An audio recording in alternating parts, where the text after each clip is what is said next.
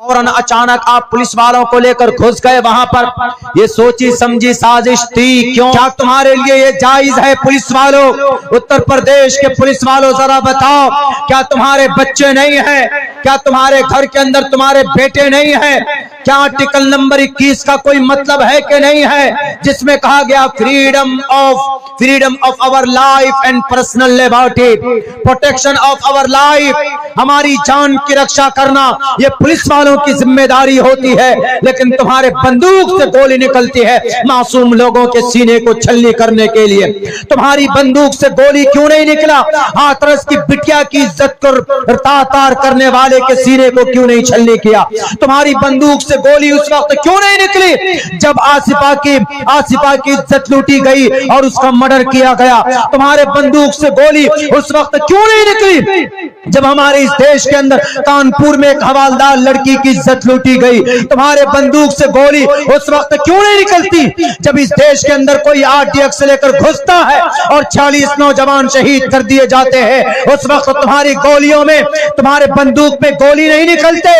उस वक्त तुम अपने घरों के अंदर बुज़दिल बनकर बैठे रहते हो, और जब टोपी और दाढ़ी वाले की बात आती है, किसी मस्जिद की बात आती है, तो फौरन तुम्हारी बंदूक से गोलियां निकलती है और मासूम लोगों के सीने को छलनी करती। याद रखो, परमात्मा सब कुछ देख रहा, एक एक जुल्म का हिसाब मांगेगा तुमसे रब और परमात्मा। तुम जवाब नहीं दे पाओगे, तुम्हारी नस्ल गूंगी और बहरी होगी। इसलिए कि किसी पर अत्याचार करोगे तो अल्लाह तबारक व तआला तुम्हारी नस्ल को बर्बाद करेगा। मेरे भाइयों, ये ऐसा खेल हुआ। अब इसकी हकीकत क्या हम बताते हैं। क्या लफ्ज संबल से मुराद वाकईतन संबल है? नहीं, गलत। Doctor M.A. Srivastava, he was a professor of Hindi, Hindu Banaras university. वो एमए के वे संस्कृत में वो प्रोफेसर थे हिंदू बनारस यूनिवर्सिटी। जैसे मुसलमानों के लिए मुस्लिम बनारस यूनिवर्सिटी है, ऐसे हिंदू के लिए हिंदू बनारस यूनिवर्सिटी है, जहां जामिया सल्फिया बनारस में। हर किसी के बड़े इदारे होते हैं माइनॉरिटी का, जैसे दारुलूम है, नदवा है, मज़ाहिरुलूम है, और आजमगढ़ में भी कई सारे इदारे हैं। खैर, तो क्या इसकी हकीकत क्या है? देखिए, मैं इसकी हकीकत शुरू में सबसे पहला हमारा रिसर्च जब था किसी चीज में, तो जनाब मोहम्मद रसूलुल्लाह के ताल्लुक से लफ्ज संबल के ऊपर हम इसकी एक्सप्लेन करते हैं, उसके बाद हम अपनी बात पूरी करते हैं, चूंकि वक्त भी काफी हो चुका है। यह जलसा आपका मेरे ऊपर एक समझिए कि कज़ा कफ़ारा सब था, इसलिए मैं आया हूं। सन 2019 में नवंबर में प्रोग्राम लिया गया था, मुझे आना था, लेकिन किसी वजह से शायद मैं नहीं पहुंच पाया था।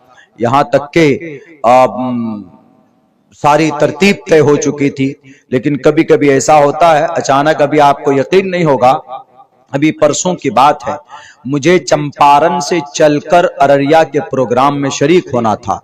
तरतीब ये बनी थी कि हम चंपारण में प्रोग्राम करके ट्रेन से मुजफ्फरपुर पहुंचेंगे, और 2 घंटे के बाद वहां ट्रेन है जो फॉरबिसगंज पहुंचाती है, और हम फॉरबिसगंज पहुंच जाएंगे 5 बजे, और वहां से हमारी गाड़ी से हम प्रोग्राम में पहुंच जाएंगे। पूरी तरतीब उल्टी हो गई। कैसे उल्टी हो गई? ट्रेन पे बैठे सही टाइम पे आंख लग गई, पता चला कि उस ट्रेन को मुजफ्फरपुर पहुंचना था 7 बजे, वो पहुंची 10 बजे, और जो ट्रेन हमको मिलनी थी 9 बजे, वो ट्रेन निकल गई पहले, 1 घंटा पहले। अब क्या करेंगे? अब आप वहां मुजफ्फरपुर से आपको अररिया पूर्णिया पहुंचने में आपको किस्तों में बस लेना पड़ेगा। दिन में डायरेक्ट बस मिलती नहीं। आप वहां से दरभंगा आइए, दरभंगा से फिर आप फॉरबिसगंज आइए, वहां से अररिया आइए, फिर पूर्णिया पहुंचे, फिर कटिहार, फिर किशनगंज पहुंचिए। वो पता चला कि रात को 9, 10, 11, 12 बज जाते हैं। कभी कभी ऐसी तरतीब हो जाती है। कभी कभी ऐसा होता है कि भाई बैठे हैं एयरपोर्ट पे, नागपुर का प्रोग्राम में हमको जाना, तो एयरपोर्ट पे बैठे हैं, आखिरी फ्लाइट थी, हाँ भाई चलो बोर्डिंग ले लिया, बैठे हुए हैं। 10 मिनट के बाद ऐलान होता है कि ये फ्लाइट कैंसिल हो गई। लो भाई, सुबह जाना है आपको, सुबह हम पहुंचा देंगे आपको। अरे जलसा रात में, सुबह जाके क्या करेंगे? अब लोग समझते हैं कि मौलाना साहब ने धोखा दे दिया। हाँ, ऐसा मेरी आदत तो धोखा देने की नहीं है, अलबत्ता कभी कोई मामला सामने आता, जैसे अभी हमारा एक्सीडेंट हुआ, तो कुछ प्रोग्राम को हमने अपने दर्द की वजह से कैंसिल किया, तो 10 दिन पहले बता देते हैं कि हम नहीं पहुंच पाएंगे। कभी वक्ती तौर पर कोई परेशानी आ जाती है तो एक अलग बात है। तो शायद वैसा ही कुछ हुआ होगा। सन 2019 में मैं नहीं पहुंच सका था, लेकिन फिर भी इन्होंने बर्दाश्त किया, अपने गुस्से को काबू में लाया। जाहिर सी बात है कि कोई भी कमेटी जब लोगों का टॉर्चर होता है कि अरे फलां साहब आने वाले थे, दावत आपने दिया, क्यों नहीं आया, इसका मतलब आप झूठे। लोग टॉर्चर करते हैं और वो पूरा भड़ास फिर हम पे निकालते हैं। तो कोई बात नहीं, ऐसा होता है। प्रोग्राम में 10 आदमी होती है, 10 जुबानें होती है। तो हमने सोचा कि भाई इट्स माय ग्रेट रिस्पॉन्सिबिलिटी। हमारे साथ आशिक मियां हमारे एडिटर, इन्होंने कहा कि अरे वहां से फोन आ रहा। हमने कहा कि कह दो कि भाई आपका प्रोग्राम में इंशाअल्लाह जरूर पहुंचेंगे, आप तैयारी कर लीजिए, आप ज्यादा परेशान मत होइए, हम जरूर पहुंचेंगे। अल्लाह के अलावा आपके प्रोग्राम में जाने से कोई नहीं रोक सकता हमको, हम जरूर पहुंचेंगे। तो उस निस्बत पर हमारी हाजिरी भी मैंने जरूरी समझी कि भाई चलो एक तरह से कर्ज है आपका हमारे ऊपर, तो हमें यहाँ आना था। तो खैर चलिए, तो ये बात हम पूरी कर लेते हैं कि लफ्ज संबल की तहकीक क्या, इसकी तहकीक करते हैं, उसके बाद फिर प्रोग्राम का जो भी आगे का तरतीब होगा वो होगा, लेकिन मेरी बात पूरी हो जाए। लफ्ज संबल के बारे में आया, संबल गराम गुख्य सबराहमन भवने विष्णु यश कल की प्रादुर्भविष्यति। Doctor M.A. श्रीवास्तव लिखते हैं कि संभल गराम का मतलब अमन की जगह। संभल गराम मतलब अमन की जगह, ये मुरादाबाद वाला संभल नहीं है। संभल मतलब अमन की जगह। आगे मंत्र में है ब्राह्मणयस ऊंचे खानदान, विष्णु यश अब्दुल्ला, सुमतियानी था सोमवती के कोक। तर्जमा कीजिए इसका उर्दू में। संभल गराम अमन की जगह। अमन की जगह कहां है पूरी दुनिया में? मक्कतुल मुकर्रमा अमन की जगह, उस शहर का नाम है अमन। हाज़ल बलदिल अमीन, अल्लाह ने कुरान करीम में उस शहर को अमीन का, अमन का गहवारा बताया। यही वजह है कि अगर कोई मर्डर करके, कत्ल करके उस शहर में पहुंच जाए तो उसको वहां पर सजा नहीं दी जाएगी। वहां पर कत्ल नहीं होता, वहां पर मर्डर नहीं होता, वहां पर दंगे फसादात नहीं होते। मेरे भाइयों, वो अमन की जगह है, पुरसुकून जगह है। वहां पर किसी को मारना जुर्म है, वहां पर किसी को, वो किसी चीज को, किसी पेड़ को, किसी परिंदे को, किसी चरिंदे को शिकार करना भी नाजायज और हराम नहीं कर सकते। बैरक है वो अमन की जगह। ला उक़सिमु बिहाज़ल बलदिल अमीन, अमन की जगह है वो। और इसी को संस्कृत में कहा है शंबल गराम, अमन की जगह, यानी मक्कतुल मुकर्रमा में। बराहमनयस ऊंचे खानदान में। नबी पाक अलैहिस्सलाम किस खानदान में पैदा हुए? ऊंचे खानदान, कबीले कुरैश में और बनी हाशिम में। सबसे बड़ा घराना और सबसे पुराना और मुअतबर घराना कोई था तो वो बनी हाशिम का घराना था। और कुरैश इससे बड़ा कोई कबीला नहीं था, इससे बाइज्जत और इससे अशरफ कोई कबीला नहीं था, कबीले कुरैश। तो बराहमनयस से मुराद बनी हाशिम भी ले सकते हैं, कबीले कुरैश भी ले सकते। तो बनी बराहमनयस गुख्यस बराहमनयस कहा तमन भवने विष्णु यश, विष्णु यश के जरिए से यानी अब्दुल्ला के जरिए से, सुमति यानी था वैष्णवम, सोमवती के कोख से। सोमवती को अरबी में आमिनतुन बोलते हैं और अल्लाह के नबी के वालिदा का नाम आमिना था, आमिना के कोख से। अब तर्जमा यह होगा पूरे मंत्र का कि मक्कतुल मुकर्रमा में, कबीले कुरैश में, कबीले कुरैश में हजरते ख्वाजा अब्दुल्ला के जरिए से, उनकी अहलिया आमिना के कोख से, अब्दुल्ला के जरिए यानी उनके जरिए से वो उम्मीद से हुई, वो हमल से हुई अब्दुल्ला के जरिए से। उसके बाद उनकी बीवी, उनकी अहलिया अल्लाह के नबी के वालिदा आमिना के कोख से संबल गराम में अंतिम अवतार लेंगे, यानी अंतिम जमाने में, आखिर जमाने में जो अवतार आने वाला है, यानी जो अंतिम मैसेंजर आने वाला है, वो अवतार लेंगे। Doctor M.A. श्रीवास्तव लिखता, डॉक्टर M.A. श्रीवास्तव से ज्यादा पढ़ा लिखा आज का RSS वाला नहीं।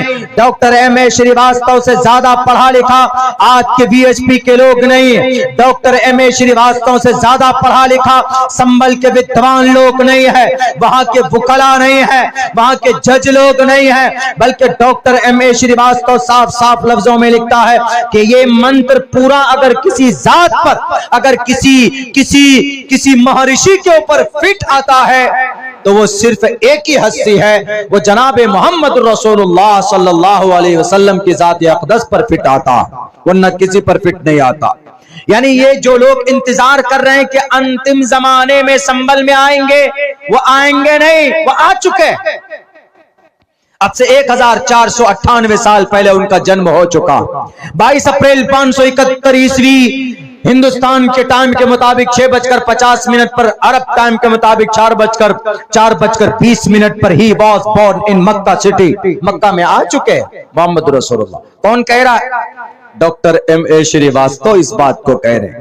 तो इसीलिए जो लफ्ज़ संभल पर झगड़ा है बंद करो।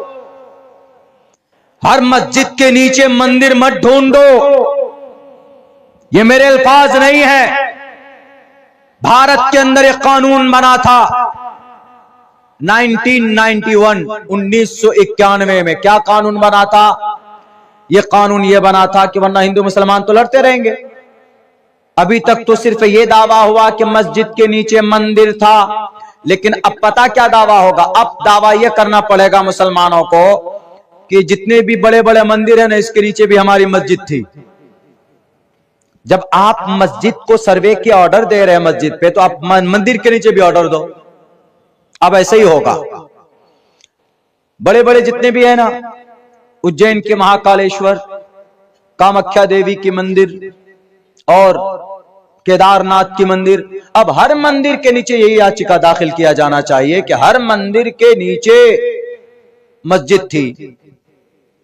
बरेलवी मकतब फिक्र में जाएंगे तो वो तो कहेंगे कि भाई हर मंदिर के नीचे कोई गधे शाह हैं, कोई बाबा शाह पड़े हुए हैं, भाई हमारे यहाँ मजार है, लोग हमारे यहाँ पर फला कुतुब शाह दफन है,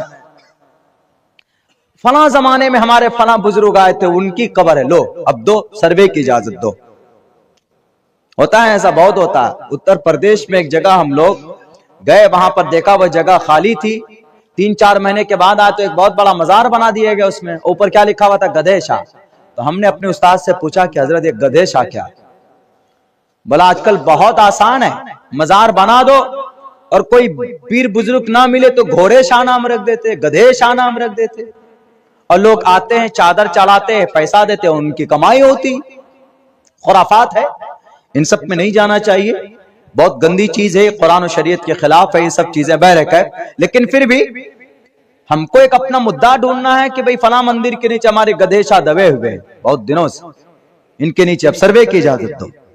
हमारी फला मस्जिद के नीचे मस्जिद पंज शाह है, निकालो, सर्वे की इजाजत दो। जब आप मस्जिद में दे सकते हैं तो आप मंदिर में भी दो, है कि नहीं? अब यही रास्ता लगता अपनाना पड़ेगा। अब कोई तरक्की नहीं, जाओ इंजीनियरिंग कॉलेज में ताला लगाओ, अब यही काम करो, सब सर्वे करो। 500 साल पहले क्या था, 600 साल पहले क्या था, और 1000 साल पहले कौन से मंदिर के नीचे क्या था। अब होते होते सुप्रीम कोर्ट के नीचे भी पहुंचा, इसके नीचे भी कुछ दफन किया हुआ। अजीब है, ये सब चीजें खामखा पूरी दुनिया बेवकूफी की नजर से देखती है हमारे मुल्क हिंदुस्तान को। वहां कानून क्या बना? कानून ये बना था कि ऐसा होने वाला है, इसलिए कानून ये बना कि 15 अगस्त 1947 के दिन जो मस्जिद है वो मस्जिद रहेगी, जो मंदिर है वो मंदिर रहेगा, जो गुरुद्वारा है वो गुरुद्वारा रहेगा, और जो चर्च है और जो कलीसा है वो कलीसा रहेगा। ये कानून बन गया। लेकिन एक मैटर को, एक मस्जिद को उससे अलग किया गया, सिर्फ बाबरी मस्जिद को। कहा कि बाबरी मस्जिद पर केस चल सकता, बाबरी मस्जिद का मामला पहले से ही चल रहा है, इसलिए बाबरी मस्जिद को इस कानून से अलग किया गया। कानून ये बना 1991 में। कहां पर बना? ये पार्लियामेंट में कानून बना, पार्लियामेंट के स्पीकर के सामने बना, और दोनों पक्षों में बहस मुबासे के बाद ये कानून पास होगा। आज के हमारे इन दंगाइयों से मैं कहना चाहता हूं कि 1991 में जो कानून बना है, क्या आप उनसे ज्यादा विद्वान हो? क्या आप उनसे ज्यादा पढ़े लिखे हो? क्या आप उनसे ज्यादा आपने किताबें पढ़ी? खाक कुछ भी नहीं पढ़ा। दुर्गे माता की पूजा पे तो मंत्र नहीं आता, मंत्र नहीं आता पढ़ने के लिए, ब्रह्म सूत्र याद नहीं, हनुमान चालीसा कहिए तो एक दो लाइन के बाद दाएं बाएं घूमते, दाएं बाएं नजरें चुराते फिरते।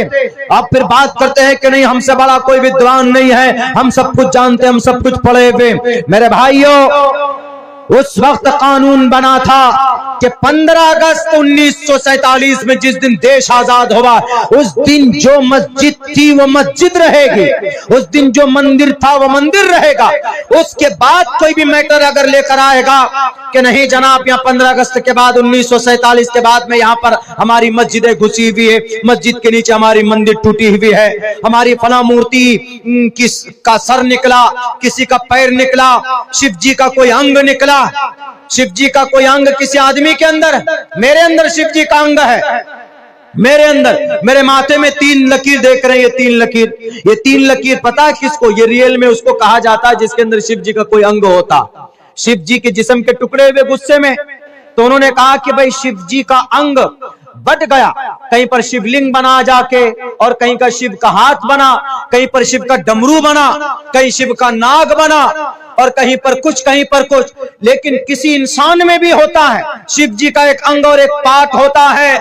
कैसे पहचानेंगे कि शिव जी के अंदर, इस आदमी के अंदर अंग और पार्ट है?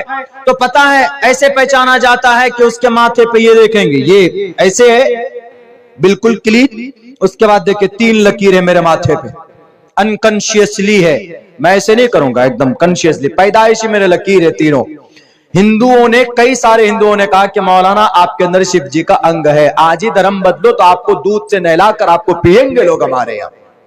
हमने कहा कि मुझे ऐसा नहीं बनना, शिव जी का अंग है, बहुत अच्छी बात है।